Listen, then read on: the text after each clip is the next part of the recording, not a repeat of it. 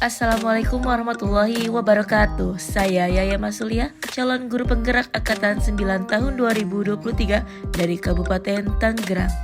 Kali ini saya akan memaparkan demonstrasi kontekstual pada modul 1.3 tentang visi guru penggerak. Dengan menggunakan pendekatan inquiry apresiatif, yaitu mengidentifikasi hal baik yang telah ada di sekolah dan mencari cara bagaimana hal tersebut dapat dipertahankan dan memunculkan strategi untuk mewujudkan perubahan ke arah yang lebih baik. Agar dapat menerapkan pendekatan inquiry apresiatif, maka langkah yang dapat dilakukan adalah dengan metode Bagja.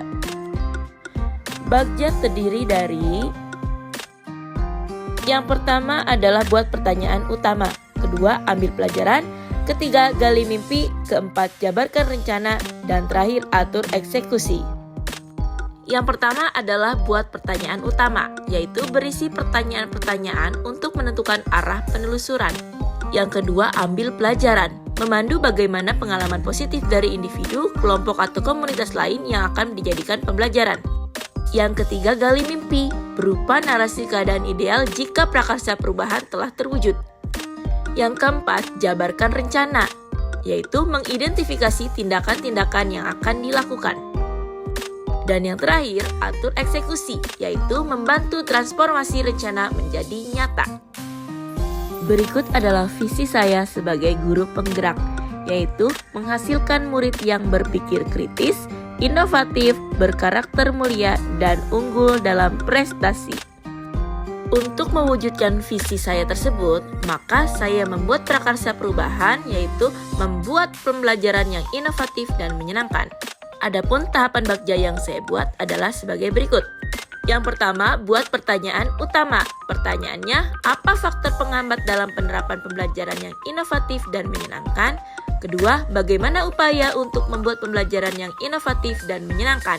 Tindakannya, 1. Melakukan diskusi dengan teman sejawat, peserta didik, dan kepala sekolah.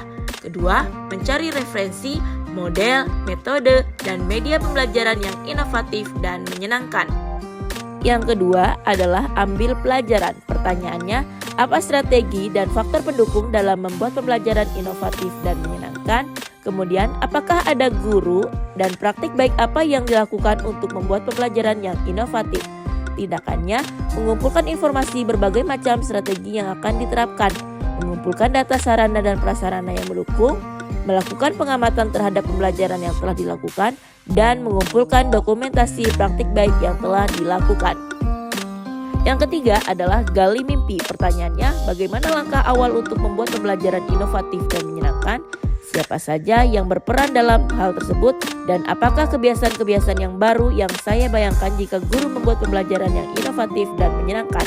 Tindakannya, melakukan kegiatan diskusi dengan teman sejawat dan kepala sekolah, mendata pihak-pihak yang terlibat dalam hal tersebut, dan membuat gambaran-gambaran yang akan terjadi jika guru telah membuat pembelajaran yang inovatif dan menyenangkan.